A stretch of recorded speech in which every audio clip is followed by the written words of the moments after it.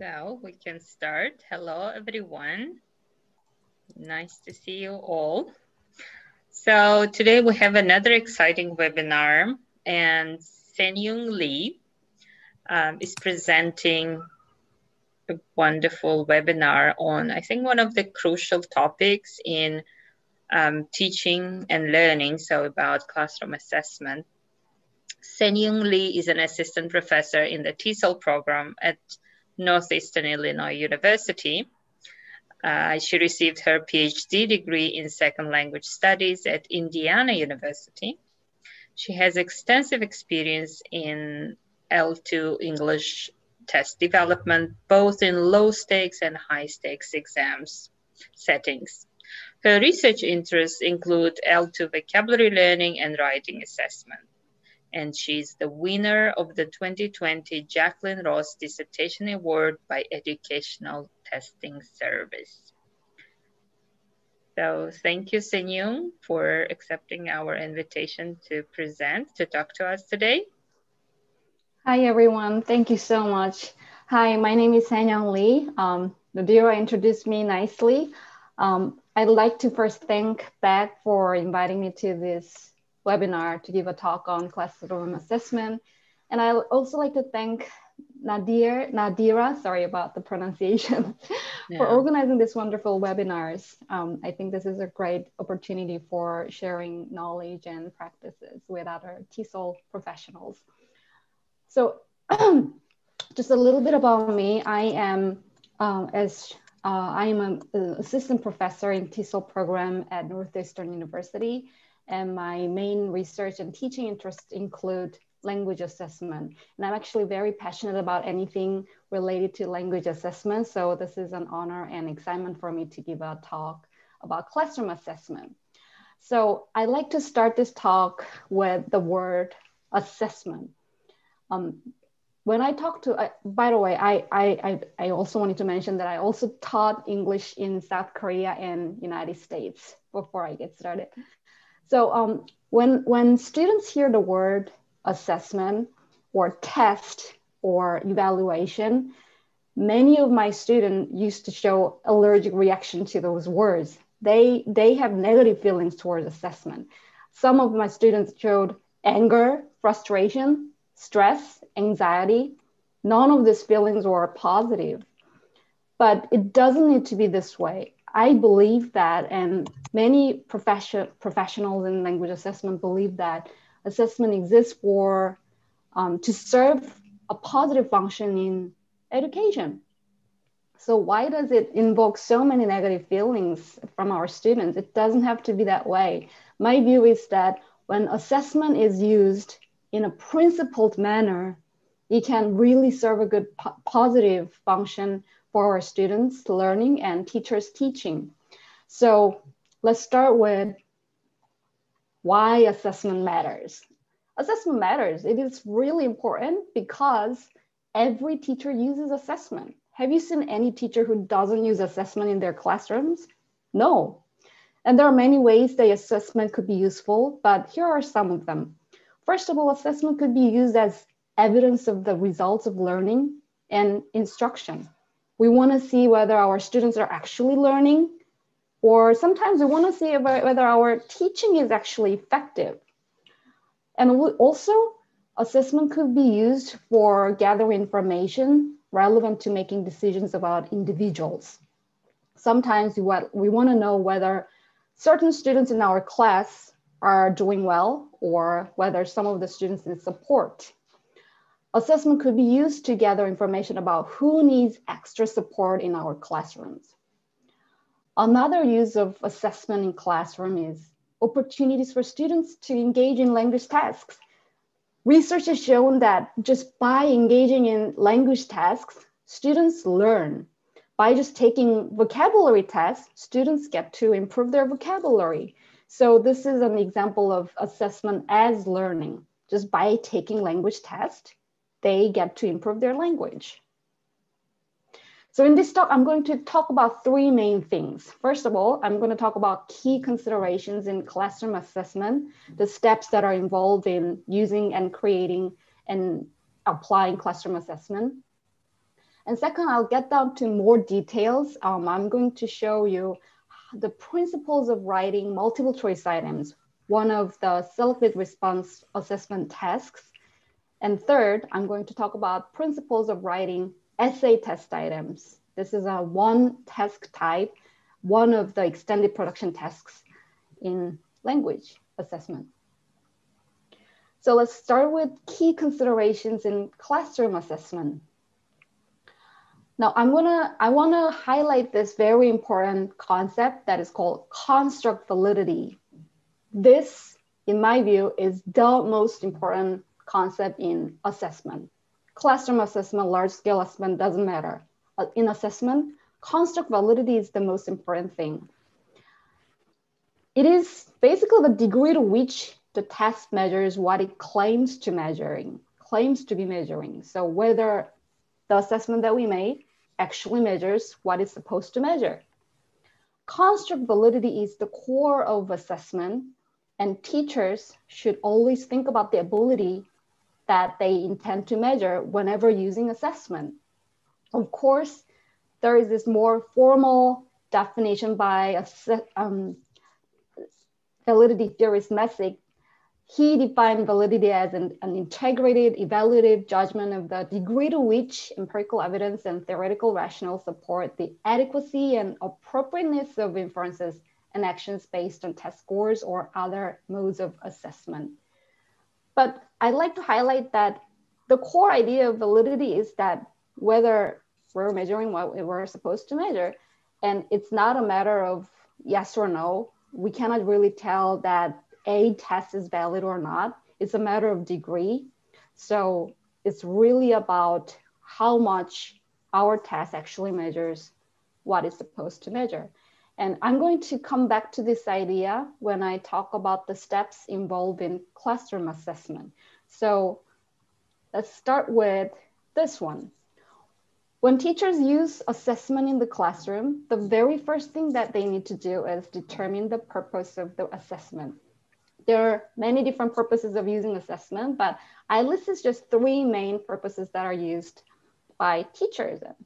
One is diagnostic assessment. So at the beginning of the semester, teachers can use tests or other forms of assessment to diagnose where students are at. So when I was teaching writing, I would give students a piece of writing assessment, writing test, to just see how well their writing is. And it's not graded, so there's less stress, but I get to see where they are at so that I can tailor my teaching to students' current levels. Another type of assessment is formative assessment. And this is actually a very, very powerful form of assessment, I believe, especially for teachers.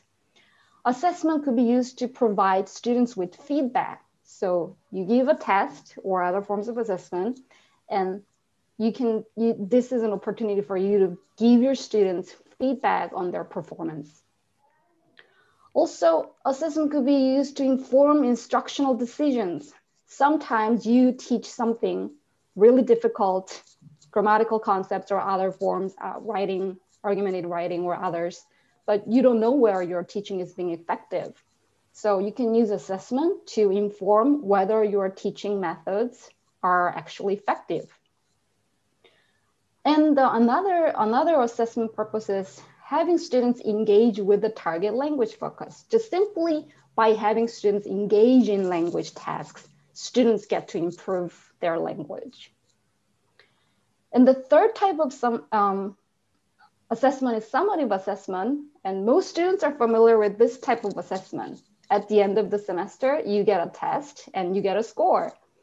The purpose is to check whether students mastered the materials covered in class. So whether students meet the objectives in the class by the end of the unit or by the end of the lesson or class or the entire semester. So there are other purposes of assessment, but whatever it is, whenever teachers use assessment, they have to determine the specific purpose of assessment so that they can use the assessment results better and effectively in their teaching.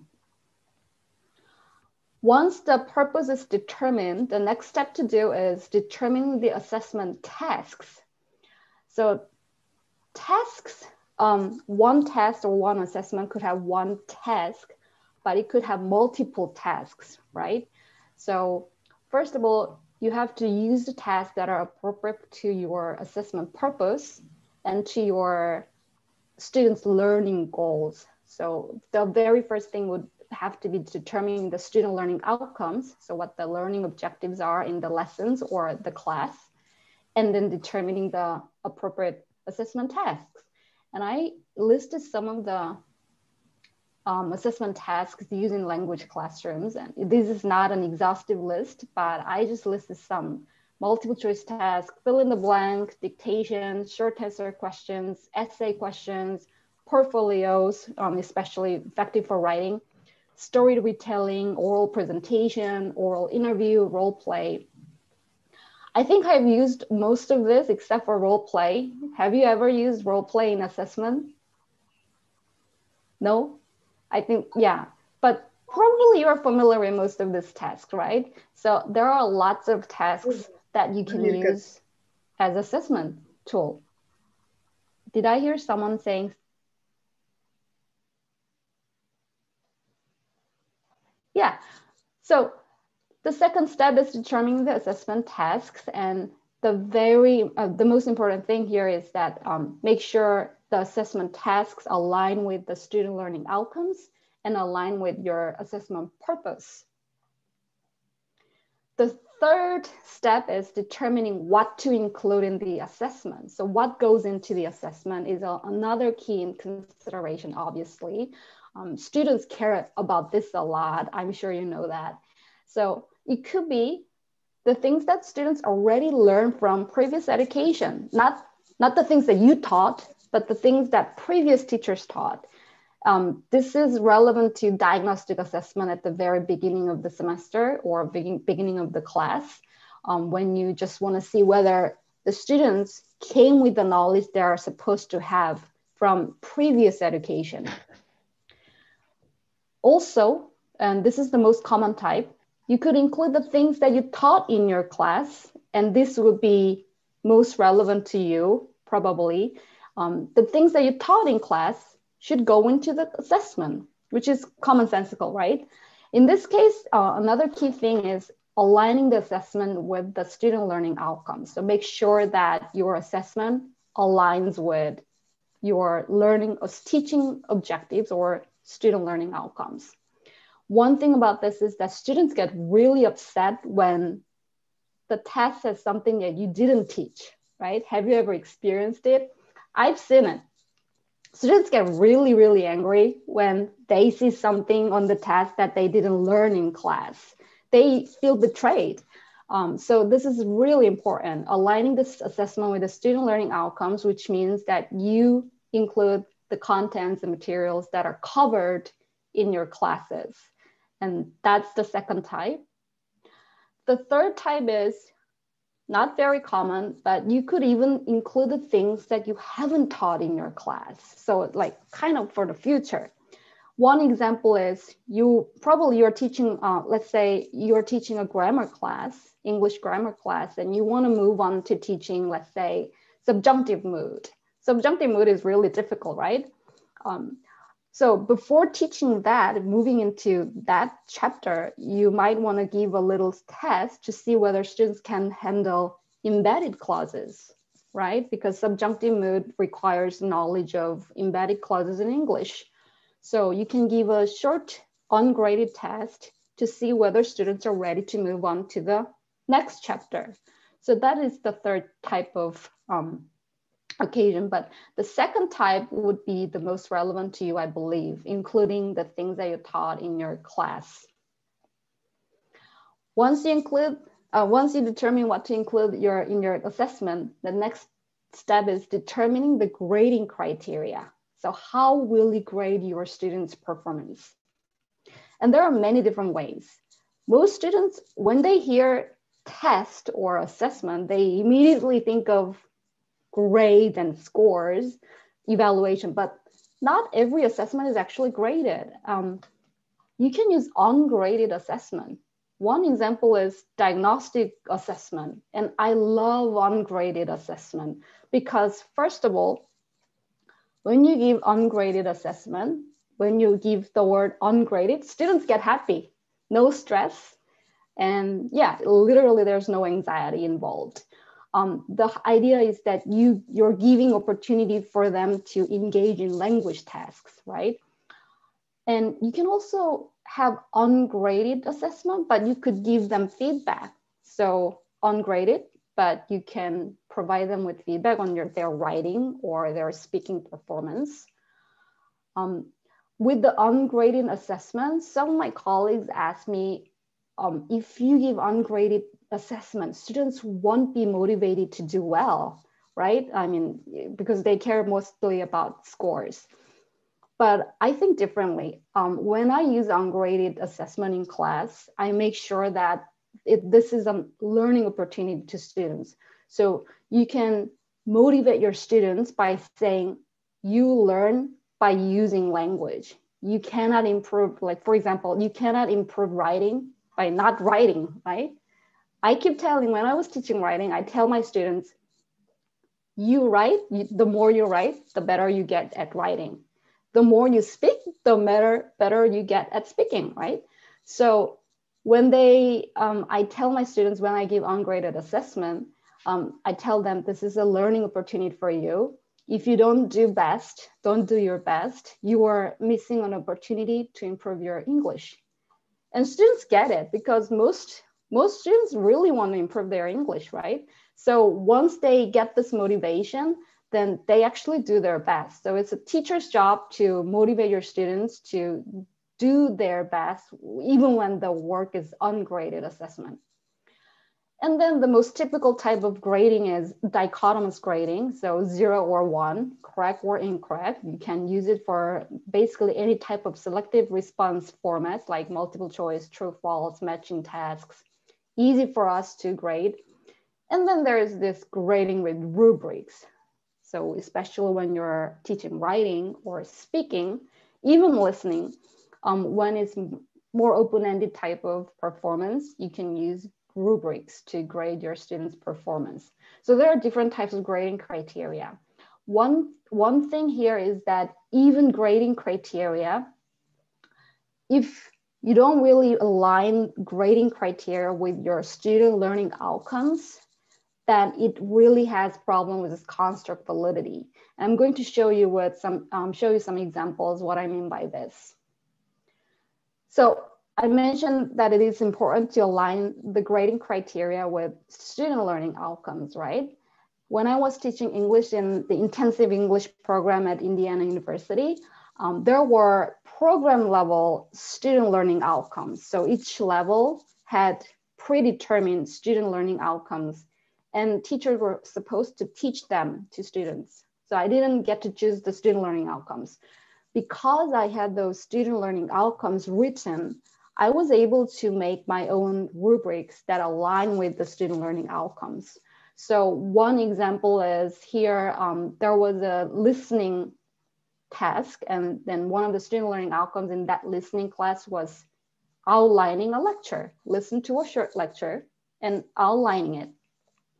Basically, it doesn't force students to just answer multiple choice questions, but actually pay attention to the lecture and take notes and organize their notes and outline it. So it's actually a very cognitively demanding task.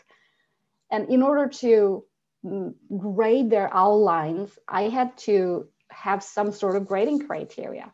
So I came up with this grading criteria, and all these components in the grading criteria included things that were described in the student learning outcomes. Basically, getting the topic and main ideas, getting details, and also the ability to paraphrase. Using their own words is also important in outlining, because in the real world, when students listen to lectures, they listen. Some students literally just write down verbatim, but many students also use their own words and reconstruct the lecture, right? So paraphrasing was also a relevant construct in this type of task. So I included it, and then I weighed them differently so that the topic and main ideas get the most points and others less.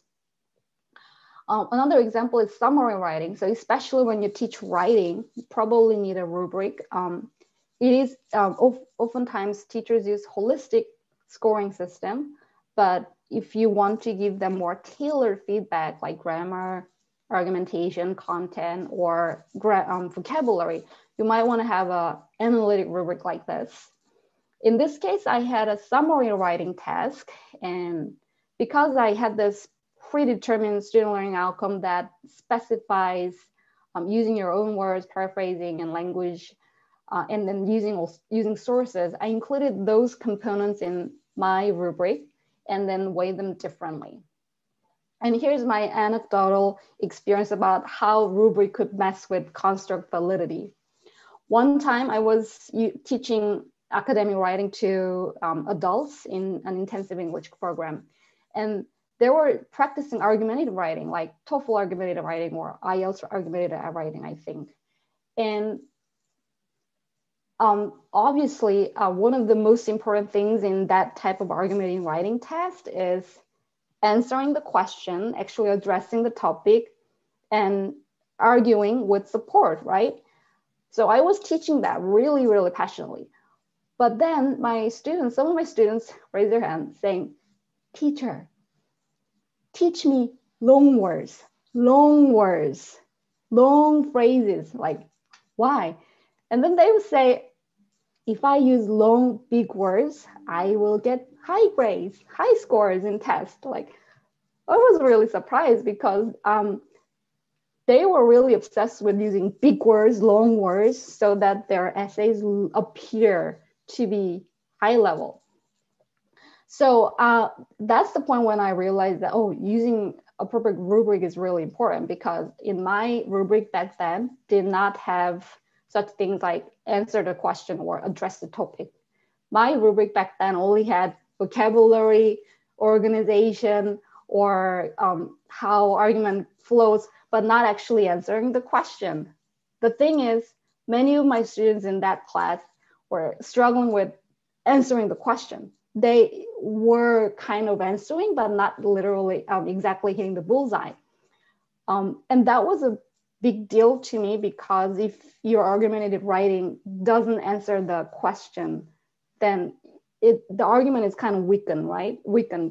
So that's when I realized that, in my rubric, I should include address the topic and stay on topic, because without that criterion in my rubric, students will not actually focus on that, but actually focus on using big words and using fancy sentences.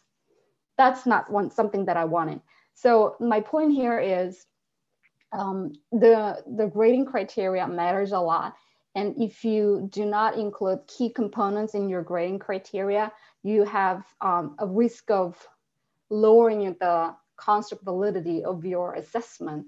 So really, really make sure that your grading rubric or grading criteria actually align with what you want your students to achieve. So I'm going to sum up the general guidelines in using classroom assessment before moving on to more specific details. So general guidelines, number one, keep your assessment construct relevant.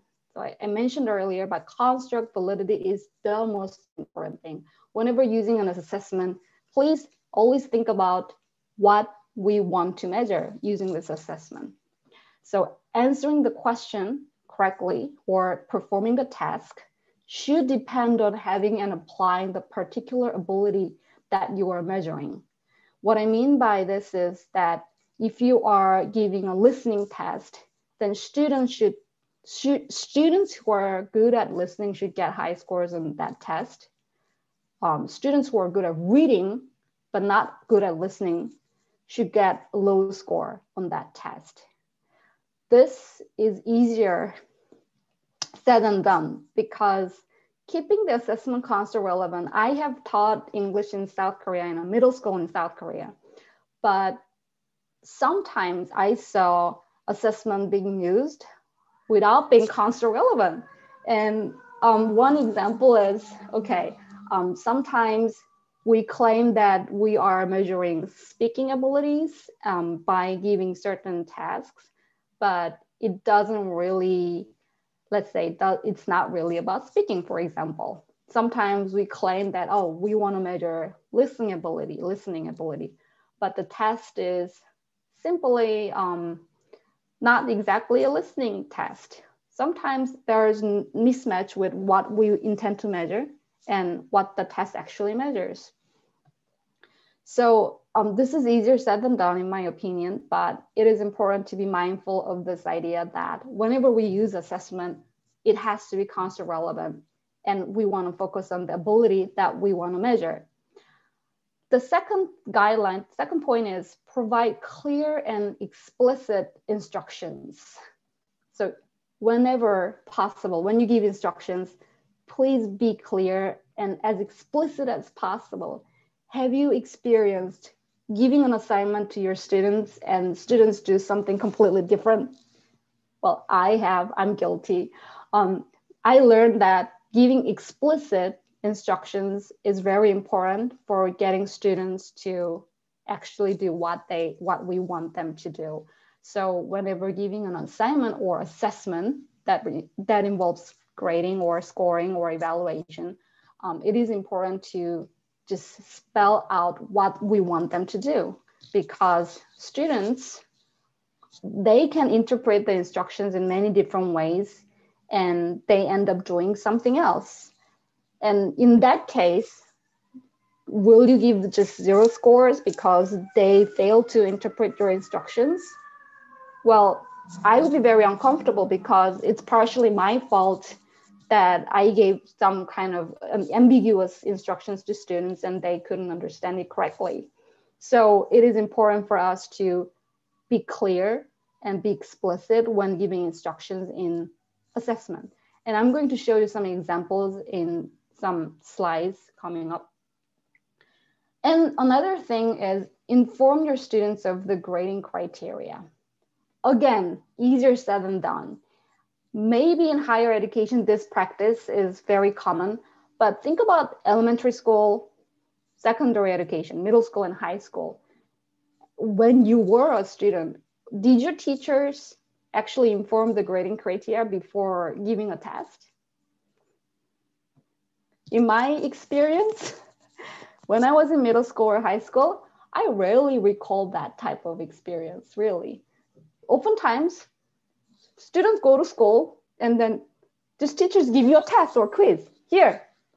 And then they take it and we have no idea how it's going to be graded. And then we just, at the end of the day, we get a score or a letter. And imagine how students would feel, right? They would feel kind of frustrated, like, I didn't know how it was going to be graded.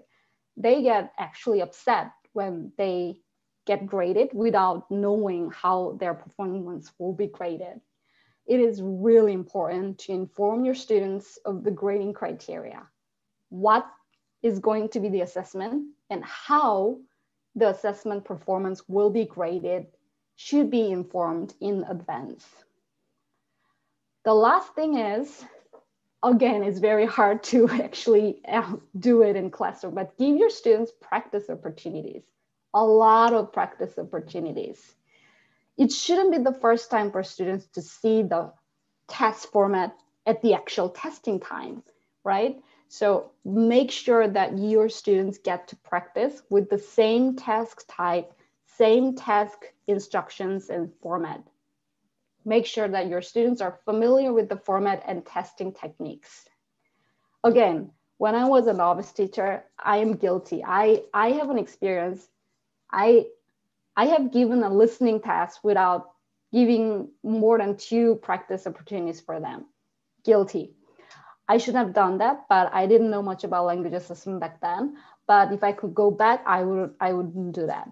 Making sure that they have ample opportunities to practice is really important, because otherwise we cannot make inferences about their performance, because we don't know if they perform poorly on the test because they didn't have the ability that we are measuring, or because they were simply not familiar with the format, or the test taking, they didn't have the test taking strategy for that test. So it's, again, threat to construct validity, which means that we cannot make valid inferences about students' performance in a test if we don't give them ample opportunities to practice.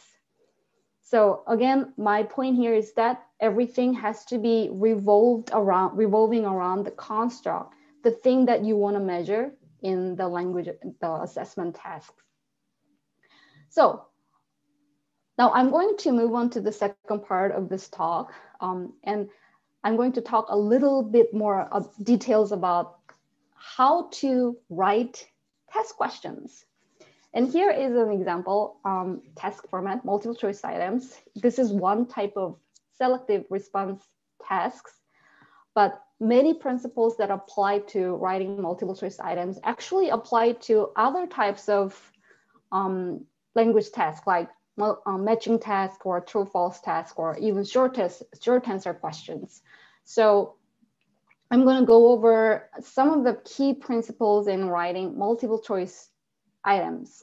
When I say items, it means questions, test questions. And this actually came from my own trials and errors and experience in writing English test items. So let's have a look at the details. Here are some principles of writing multiple choice items. First of all, and I am kind of repeating the same thing here, students should be able to answer the question only because of the ability that the question is measuring, not because they have a lot of common knowledge or word knowledge, or they are just good at guessing, but because they have the ability that you want to measure. So this is the core idea of construct validity. And how do we make sure this?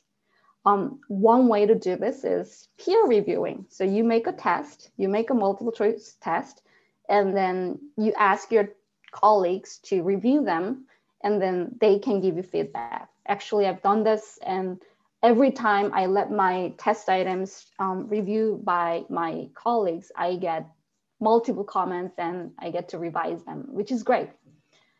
Second, distractors. Oh, S is missing here. Distractors in a multiple choice test item should be plausible. It shouldn't be definitely wrong or definitely right. It has to be plausible.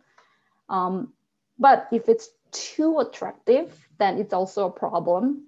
I'm going to come back to this idea. The third one is keep the distractors parallel as much as possible. What I mean by parallel is that make sure that all the distractors appear to be in the same length, and they have the same semantic fields or word classes if appropriate.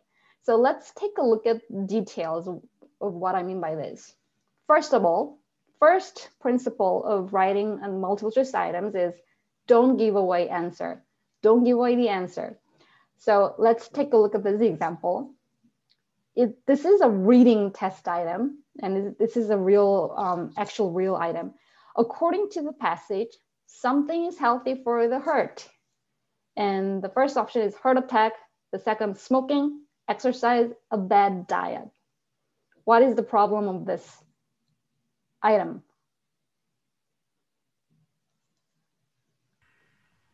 You can answer quite obvious here. Right. Three things, A, B, D are obviously negative thing. Only C is positive, and only C works in this sentence. Basically, you don't need to read the reading passage to answer the question. No reading is required. You can just answer the question using your common sense and word knowledge. This is a bad example of multiple choice item. Basically, the question should not be answerable using common sense or word knowledge. Make sure all the options are plausible to some extent. And one way to review whether your item is like listening or reading test item is answerable without reading them or listening to them is just looking at the item itself like this, no passage, and try to answer it. Or have your friend answer this question. If they can answer the question, that's a bad item, right? Because they didn't have to read the passage or listen to the passage. The question should be only answerable because they understood the passage they listened to or read. Here's a second example. This is a listening test item. You always have to think about the ability that you want to measure. I took out this item from, I think, one of the major standardized English tests. It's a listening section item. And students listened to a lecture and they had to answer this question.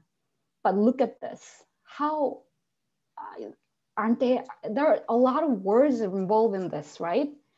Basically, they have to listen and they have to read all these distractors and answer the question. How does the professor organize the lecture? The thing is, the words included in these sentences should not be more difficult than the words included in the actual lecture.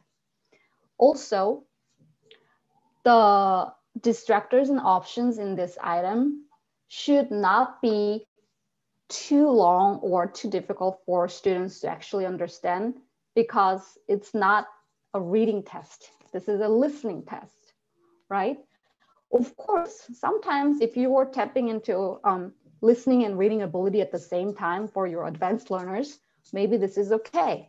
But if you truly want to measure students' listening abilities, this might not be a good item because it has too many reading involved. Basically, it has threat to construct validity, because if your students do poorly on this item, you may not be able to tell if they did poorly because they didn't have the listening ability that you wanted to measure, or because they kind of, struggled to read and understand these words and sentences. So it is really important to think about the ability that you want to measure. Consider what you intend to measure. Are you testing listening? Are you testing reading? Or are you testing both abilities? Depending on the construct, the thing that you want to measure, you can determine whether this is an appropriate item for your students or not. Here's a third example. Third example shows some problem with local dependence. Here, when you write a multiple choice items or even just test items in general, make sure you have local independence of the items. What I mean by local independence is this.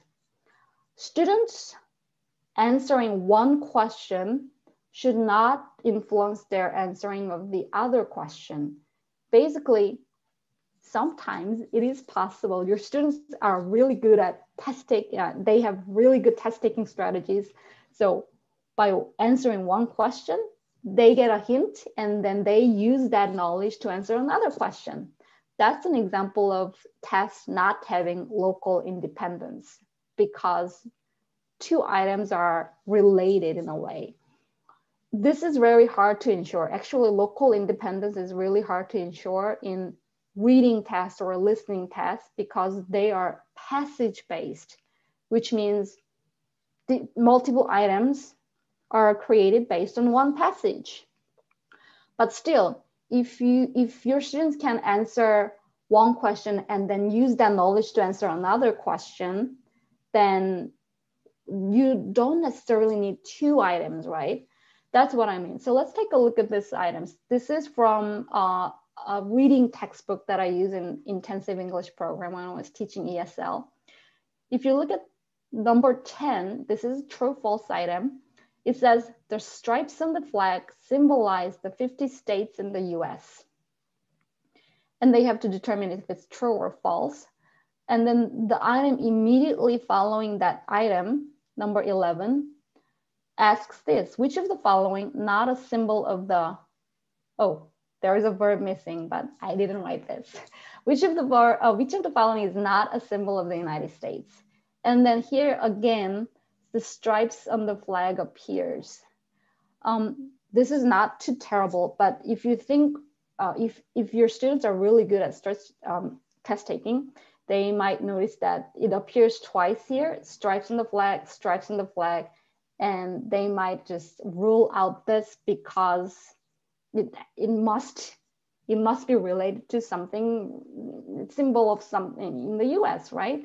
So this is kind of locally dependent, meaning this distractor is not serving as a really good distractor, is not very attractive. Students can easily rule it out. So responding to one question should not depend on the students respond to another question.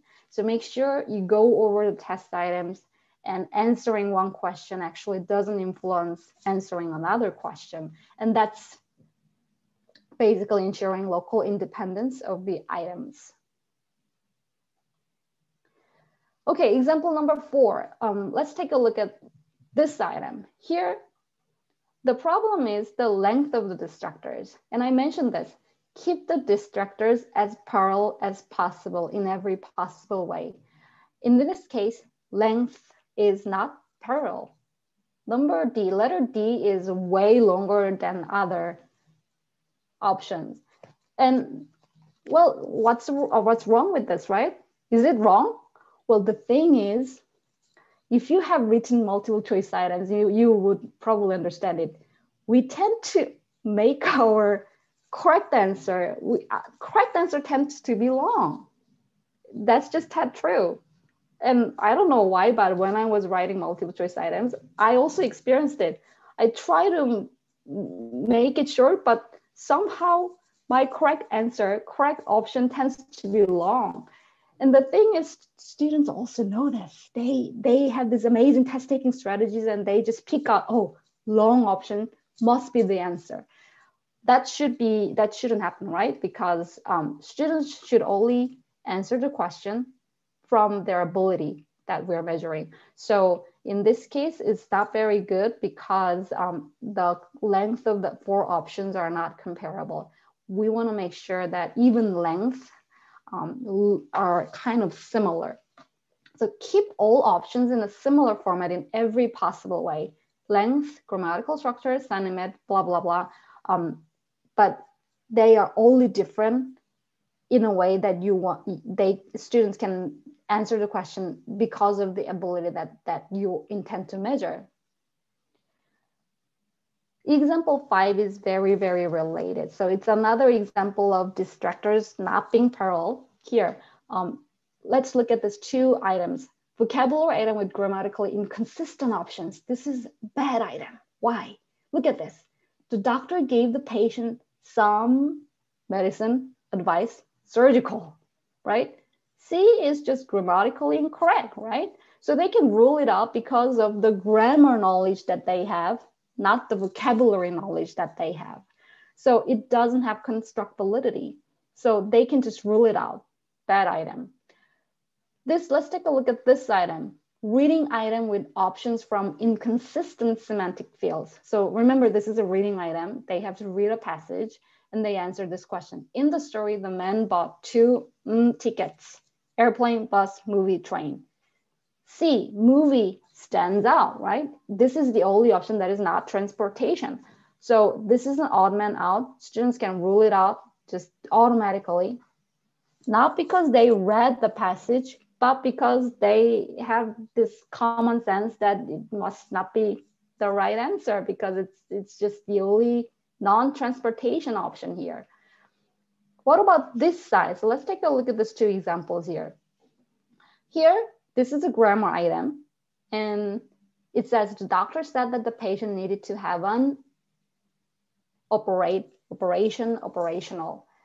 This is a good item if you are measuring students' knowledge of word class, right? One is verb, one is noun, one is adjective.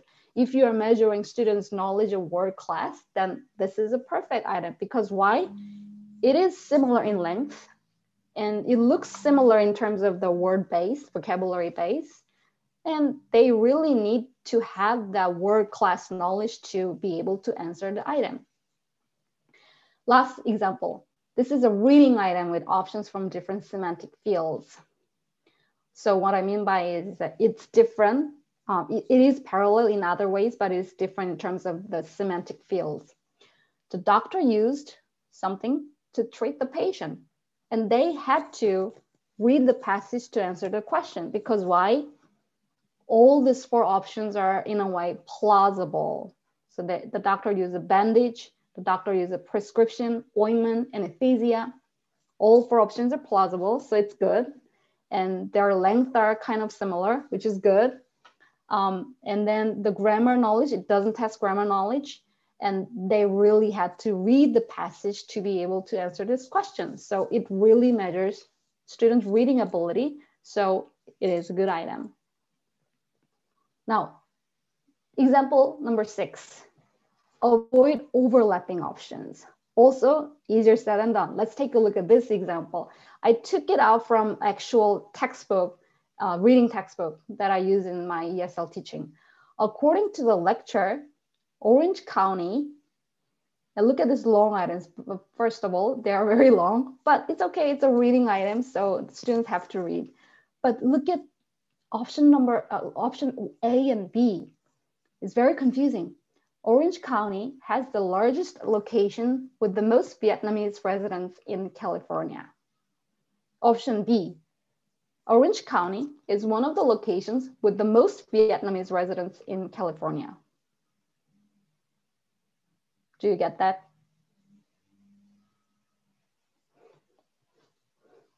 When I first looked at these options, I was so confused because why? If you end up choosing letter B, it makes letter A kind of correct too, right? One of the locations with the most Vietnamese residents in California, largest location with the most Vietnamese residents in Korea. So what is it measuring, right? If you can you say B but not choose A? Can you choose A but not B? It's so confusing. Why? Because the meaning is kind of overlapping across these 2 options. This shouldn't happen because you are not measuring students. I'm sorry, these two options are overlapping. So in a way, choosing B also makes the other option kind of an answer.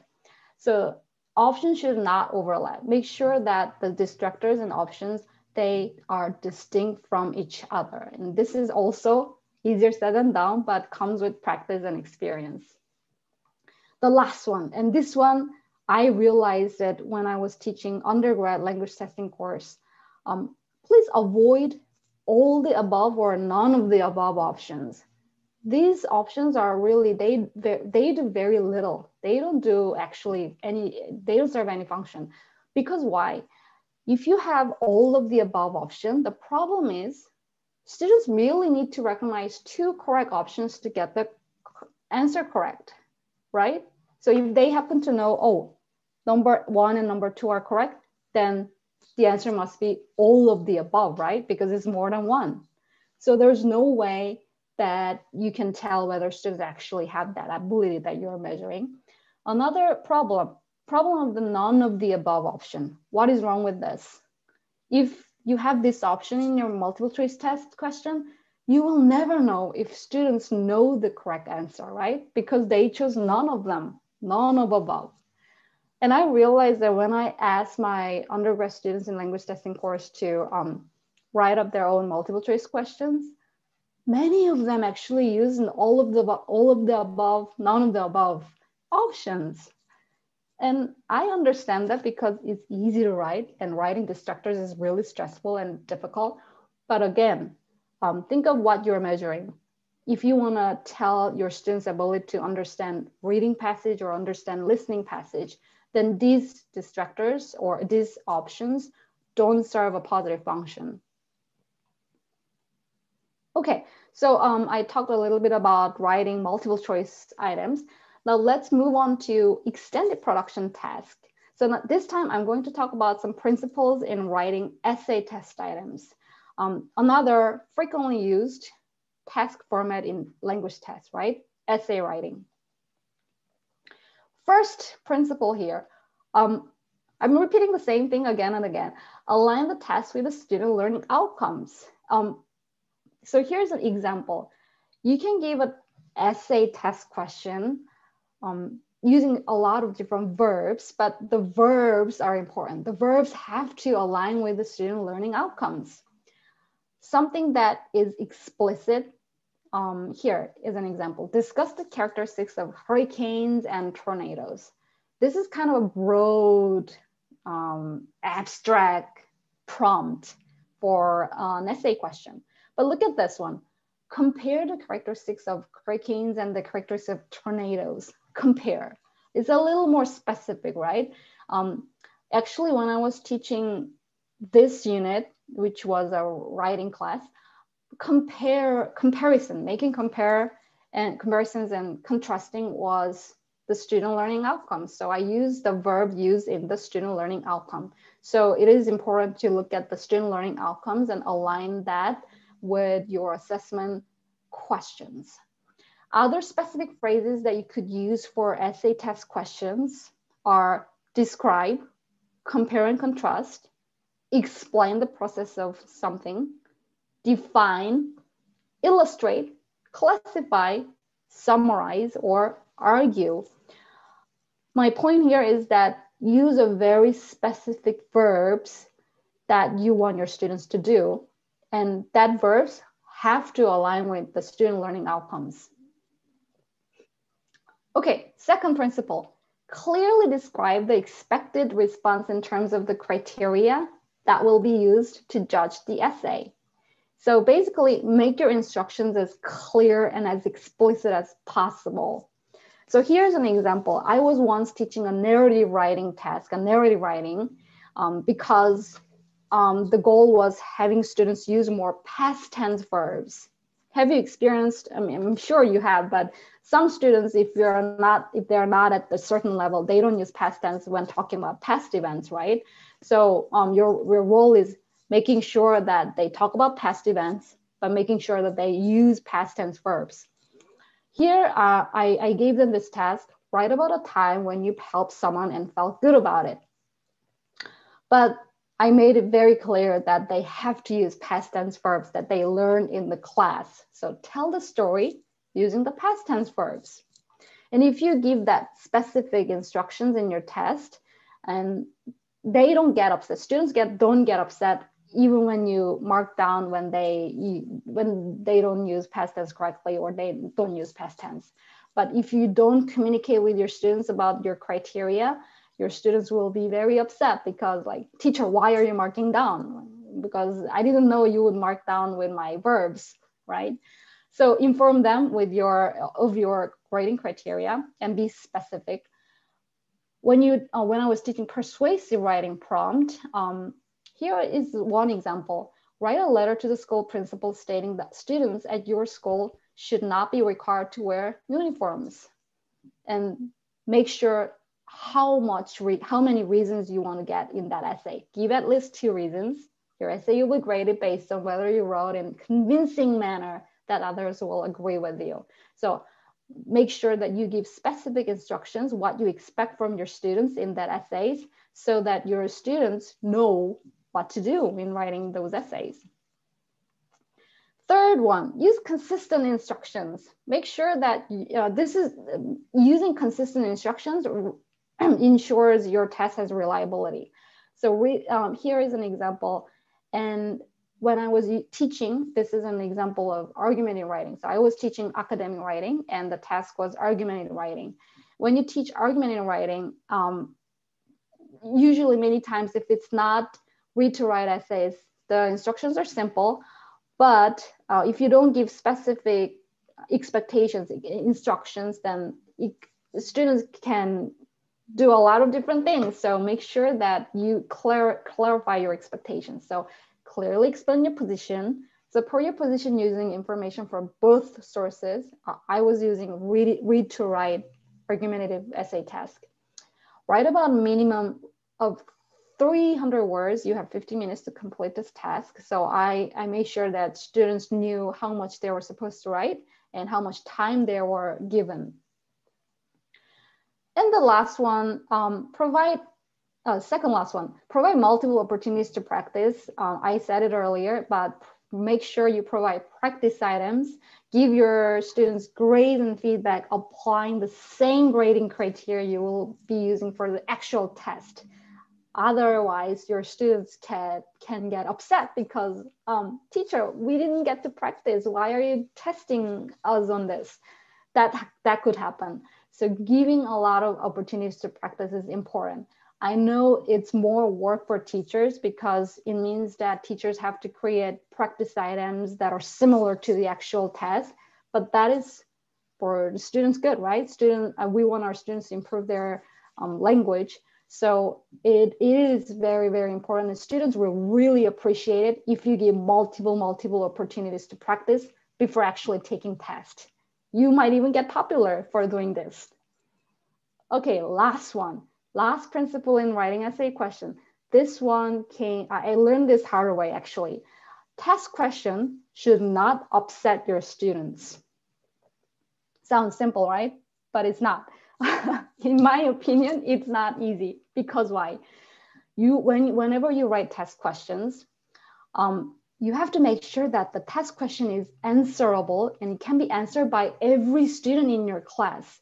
Meaning, your test question should not discriminate a certain group of students in your class.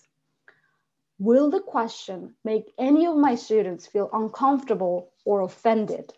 This is a really important thing to consider. And I'm going to give you some examples here. Some essay questions that could be problematic. 1, write about your most unforgettable experience of using a smartphone.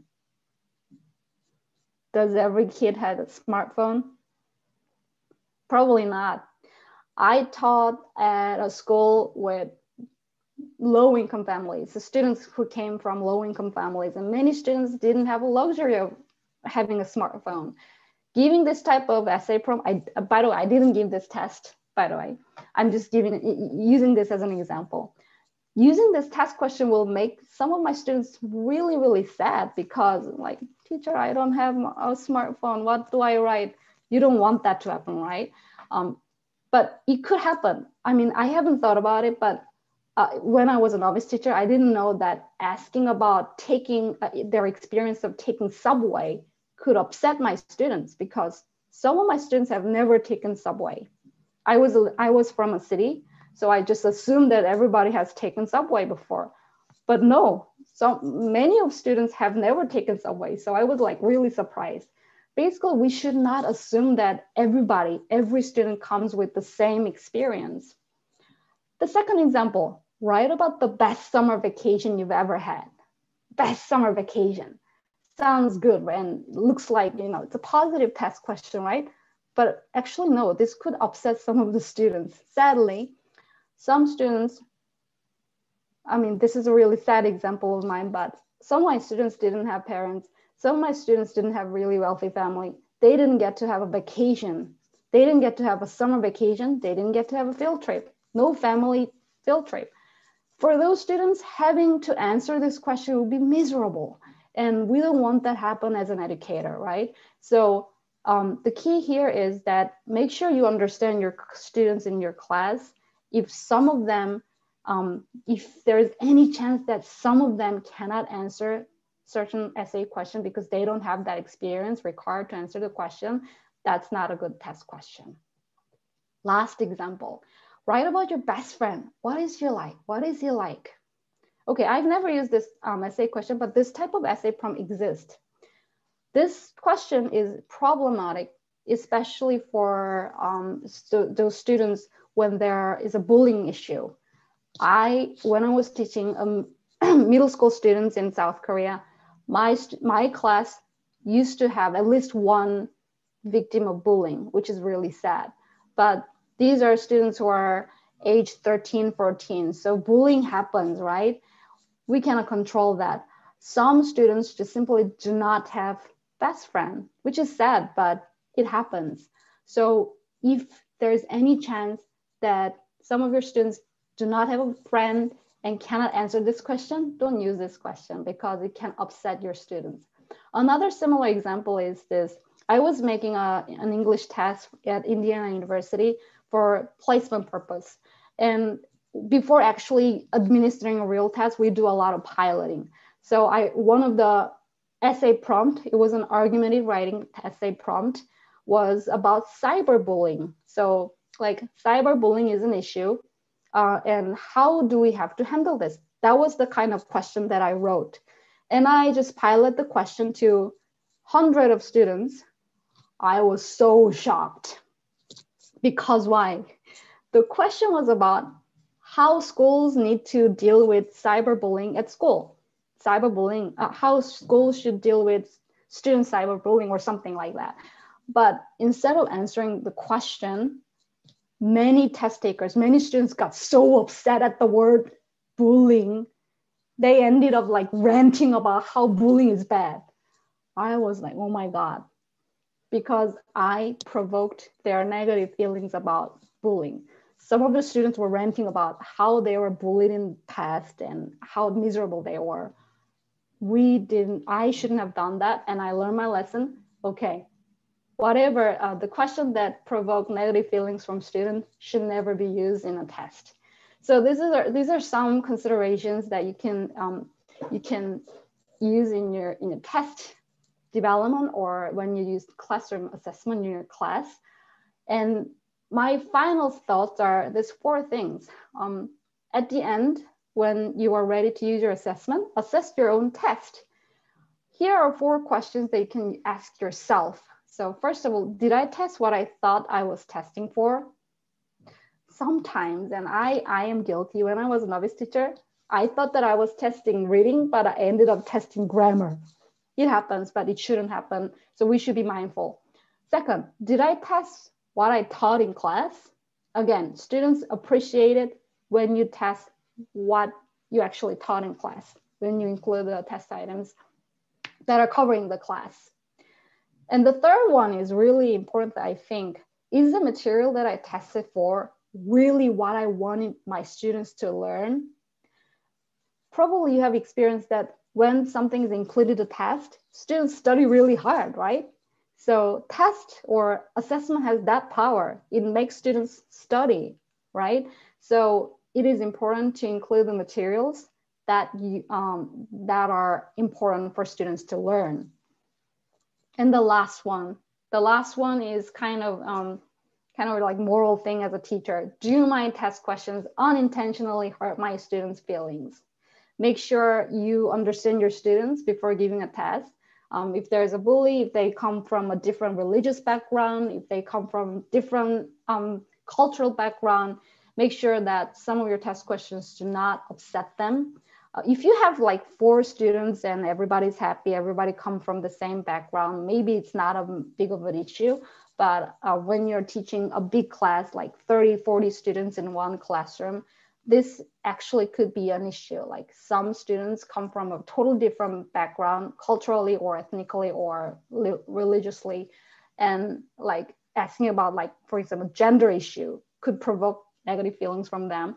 So always be mindful whether of this one. So if your test questions unintentionally hurt their feelings, maybe that's not a good test question. Okay, that's it. Yep, I think I made it. 1 hour. Yes, thank you so much. Yes, it was wonderful. So you could kind of encapsulate all the fundamental principles of classroom assessment. Thank you so much. Thank you. You touched upon on so many kind of aspects, the key aspects of classroom assessment. Any questions? People were commenting, writing thank you, but lots of thank yous. Is there any question? Yes, Nadira, can I have a question for Miss Lee? Please. Yes, please. Well, thank you, first of all, for organizing Nadira and Ulugh, especially thanks for Miss Lee. It was really informative. Dr. Lee. Dr. Lee. Yes. Sorry. Well, my question: can you suggest some untraditional ways of assessment, except traditional way of testing? And can we use such kind of task for self-assessment? Because students, is it possible that students can self-assess according to these tasks? Thanks. So, are you asking the types of self-assessment that you can use? students can use? Can use, and can we use another untraditional ways of assessment except testing? Because testing it is traditional nowadays. It is not. It is widely used, but I think it is how can we say untraditional? It's difficult to assess communicative approach of the students by testing. Well, yeah, that's a really good question, a difficult question. But I like to point out something. Assessment is a really big concept, and within the domain of assessment, there are evaluation and test and measurement. Test is just one type of assessment. So there's evaluation, which means informal judgments of your students. So when you go into the classroom, you kind of like secretly evaluate all students, right? You just observe them and informally you say, oh, she's good at speaking or she's good at writing, right? So every teacher does that. That's evaluation. That's one form of assessment. Whatever observation that you do is actually a form of assessment. And when you said self-assessment, there is this really wonderful self-assessment kit provided by ECFL and ECFL and CEFR, CEFR.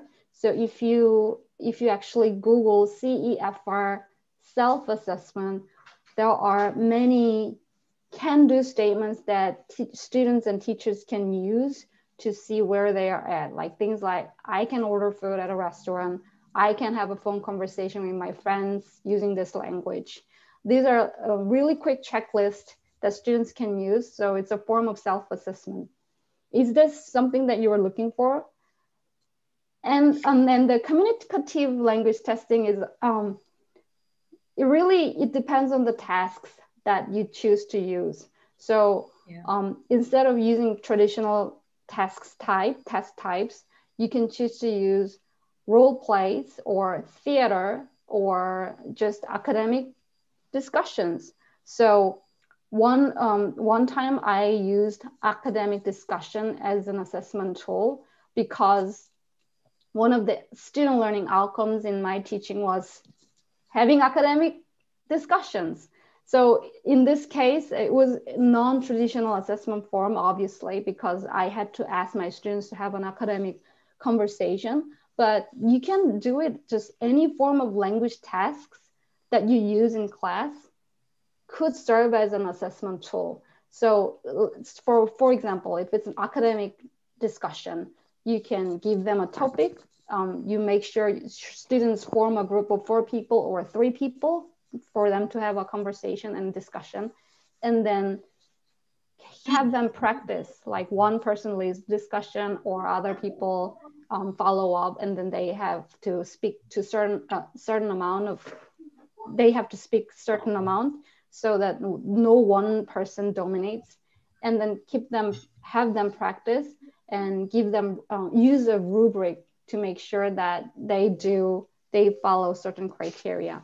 So that's one example. Other examples are listen, retell. Like, if you are interested in communicative language, which is like more speaking and writing and integrated skills, listen and retell, or read and retell, or listen and summarize could be also other forms of language tasks that could serve as an assessment tool. But basically,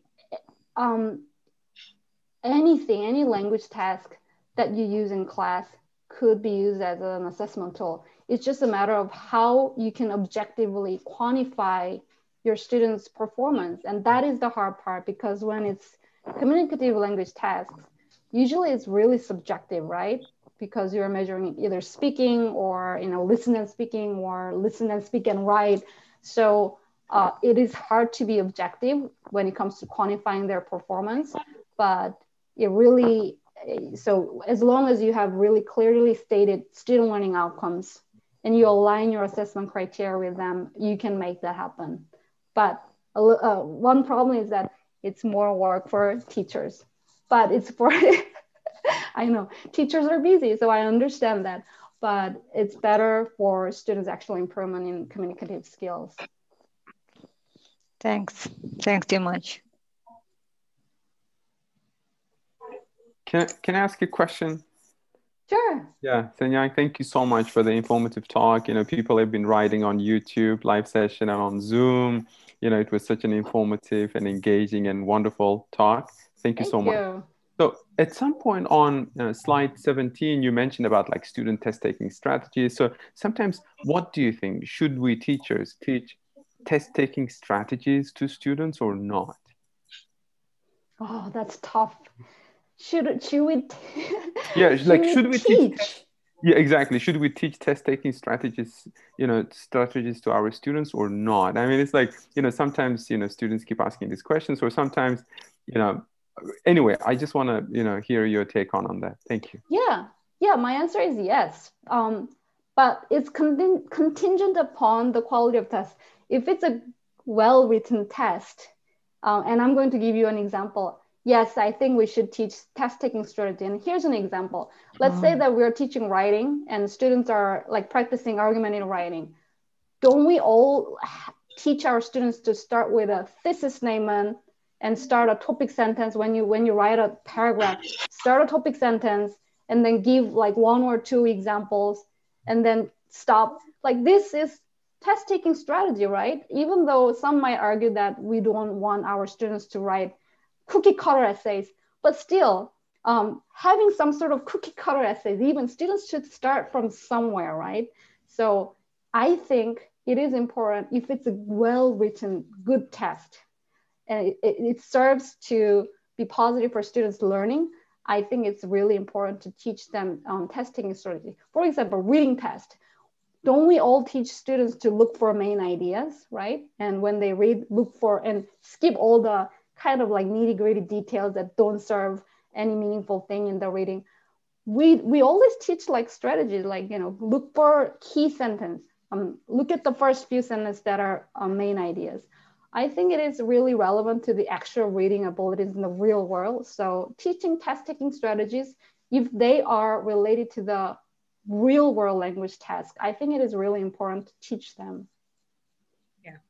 Yeah, can I just add? And I think we do that, like even like reading the rubrics or the criteria for assessment before attempting the assessment, right? I think that's also the key strategy they should learn, right? Or interpreting that criteria, right? So the rubrics. Exactly, yeah. And also, for example, in listening and reading, teaching them to read the questions first before actually listening or reading, right? So yeah, I think these kind of things that we do teach, right?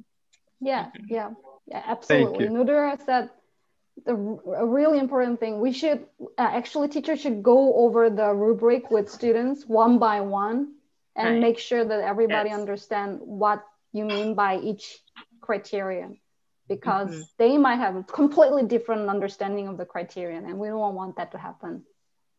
Thank you so much. Yeah. Dr. Lee, let me ask a question. Yeah, sure. How can I be sure that the tests that I'm developing are, let's say, the validity of my tests? How can I be sure in the validity of my test that I can provide for me? It is a very difficult question because you can't. Validity is really hard to demonstrate, but here I do have some suggestions. So first of all, we cannot say a test is valid or not valid. It just doesn't make sense, right? So only the inferences that we make from test results are valid or not. One test is not just by itself, it's not valid or not valid, because we make inferences from test results, and the interpretation is either valid or not valid, or the degree. But about your question, we always, really hard to prove that a test has good validity. But one thing that you can do is, using your expertise and subjective knowledge, be objective as possible and go over the test questions and test format and compare the student learning outcomes in your test questions and see if they are aligned. And the second thing you can do is show your test to other teachers, colleagues, and have them peer review the test questions. And you will learn a lot because other peers and colleagues have other insights of what the test is supposed to measure.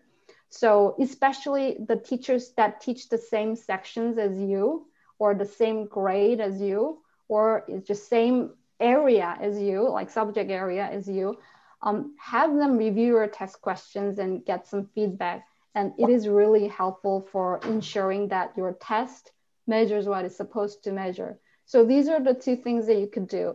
First of all, your own objective judgments. Of course, there's no objective, but your own expertise, and getting your colleagues' help. Thank you very much, Dr. Lee. You're welcome. May I ask a question? Okay, yes. Thank you for your wonderful presentation, Dr. Lee. And I had a question regarding the future trends in classroom assessment. So in your point of view, what are the future trends in classroom assessment? Thank you. Future trends in classroom assessment. It is really moving towards more communicative language ability, language testing. So communicative language testing is a thing. And the second thing is, I think more and more teachers and educators are interested in dynamic assessment, meaning how students interact with, how students can perform with interlocutors scaffold. So not just their performance in the test, but how they actually do with the support of the teacher or the support of other peers. So that's another venue. I think the field is moving towards more kind of dynamic assessment and more towards communicative assessment. But again, there is this practicality issue, because once we start tapping into this communicative ability, communicative language testing and dynamic assessment, it is just more expensive, which means more work for teachers. And the only way to make this happen is having a smaller classroom, right? Having less than 10 students in class will, enable us to actually do communicative language testing and dynamic assessment, because we have to interact with each student to make sure that we measure their ability to perform with our scaffolding, right? But can we do that when we have 40 students in class? How many students do you have in class, by the way? The maximum that I had was 40. Approximately, I used to teach a summer camp, and I had there around 35, 40 students.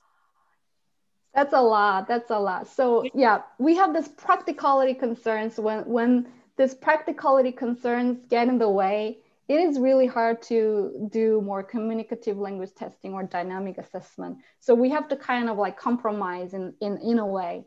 But if the classroom environment allows, I think that it's better. I think we're slowly moving towards more communicative language tasks and using them as assessment tools. Thank you very much. Very informative. Thank you. Can I ask several questions? So we got 2 questions on YouTube. So from Sarvar, what do you think of giving 3 or more options to choose from in a writing essay, so that students can choose, That's an absolutely great idea. That's a great idea. I mean, 3 or more options. But again, I understand teachers' workload. It's just more work for teachers, because you will have to come up with a lot of comparable, good quality test questions. But yes, you can empower your students by having them choose the question that they want to answer, and that actually will be a lot of result in positive comments from your students, because they get to make a decision. But again, if it's going to be a lot of work, because I want to make sure that when you give multiple options to choose from, when you give an essay test, make sure that all the test prompts are comparable, which means one prompt shouldn't be way too easier than the others, because I've done this before. I've always use 2 prompts when I gave test questions. But the thing is, almost all the time, like students just choose one question, because I thought that they are comparable, but obviously the students, to students, one prompt was way easier than the other. So that's just what happened. But yes, I think it's a great idea. Mm-hmm. So question from Gulnoza, what do you think, should teachers assess integrated skills or students' critical thinking? Oh my goodness, that's the hardest question. I do not have the answer to that question still, because you know why? When I was teaching academic writing, academic writing requires a lot of critical thinking, right? So a lot of times, as I mentioned before, my students have really good vocabulary and grammar, but didn't answer the question. And I was like, why? Why aren't you not answering the question? And then at some point I realized that it has to do with some critical thinking, because understanding the prompt and attacking that prompt requires critical thinking. So at some point I was like, okay, the students have good grammar and vocabulary, but is not able to make quality arguments because she or he did not have the ability to critically think about the topic. Do I mark down, or do I give good score because they have good grammar and vocabulary? That's a real question, right? So it really depends on the student learning outcome, right? So if you are trying to teach your students critical thinking and writing skills, yes, you have to measure them, both of them. But if you're just teaching language, vocabulary and grammar and organization, then maybe not. So it really depends on the student learning outcomes, I would say. Okay, great. So next question, what do you think of assessment used in PTE? PTE, I guess it's a Pearson test. Do you know about that? It says it's automatically graded, I guess. I am not familiar with the PTE tasks. I know of the test itself, but I'm sorry, I'm not really familiar with the tasks in the test. No, test. What do you think about the test, PTE?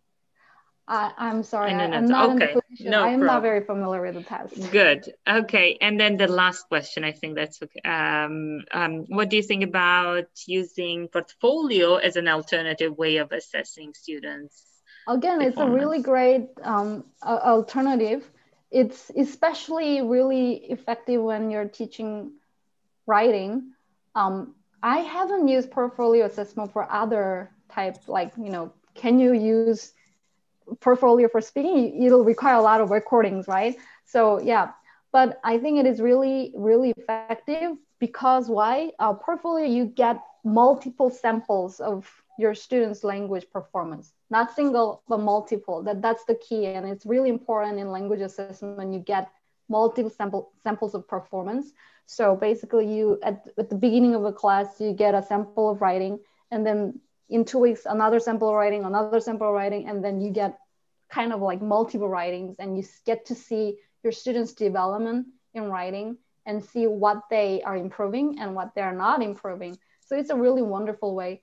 Again, it's a lot of work, because why? You have to make sure your students keep track of their writing, and then they keep track of your comments, and they actually reflect on your comment, which is a lot of work, because do you have time to actually go back to your previous comments and go back to the recent writing and see if your students actually incorporate your comments?